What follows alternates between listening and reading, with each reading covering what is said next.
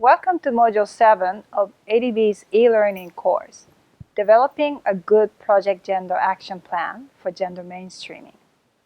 This module covers the following.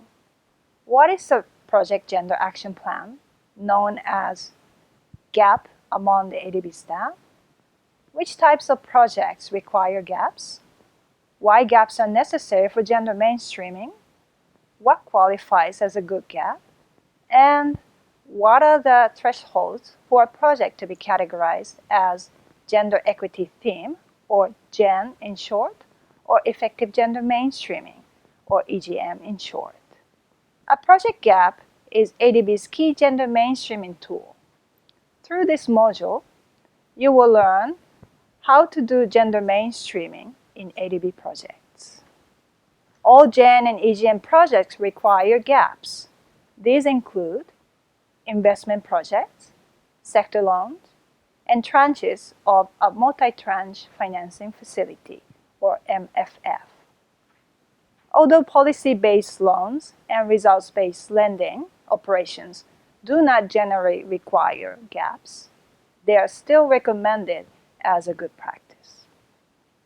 A well-designed gap will make it easier to implement the gender designs and to collect and report data for implementing progress reports and for the project completion report at the end of the project. Some important reminders. First, please note that a gap is not a standalone document nor a separate project component. A gap is an integral part of the project design, project financing, implementation schedules and arrangements, and monitoring and evaluation mechanism. As such, a project gap must mirror the project outputs, and in the case of GEM projects, project outcome as well. Second, a gap needs to be based on a sound gender analysis and the collection of sex disaggregated baseline data. Gender-inclusive designs in the gaps must be relevant, feasible, and context-specific.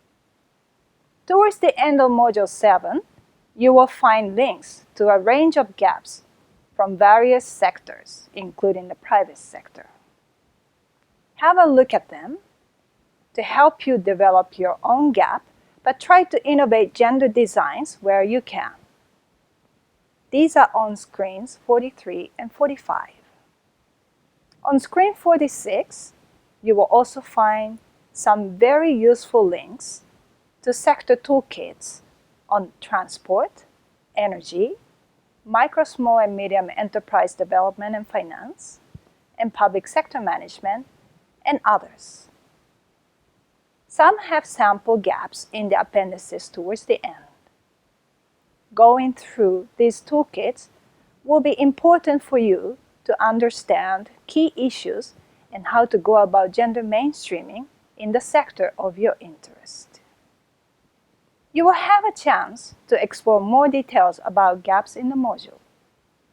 This module will take approximately 45 to 60 minutes to complete. There are 6 quiz questions to answer at the end of the module. This module does not explain the navigational tools. Please see the other module at the beginning for that. There is no sound audio in this e-learning program unless you click on a video link. There are also other useful video links provided.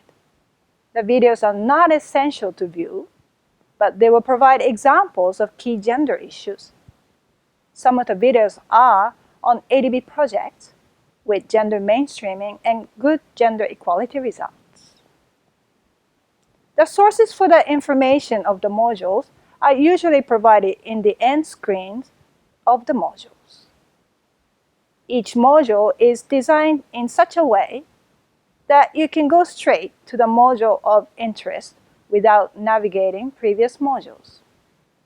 If you wish to obtain a certification of completion, you will have to complete all 8 modules, answer the quiz questions, which is 70% pass rate, and complete the exercise in Module 3. Good luck with Module 7.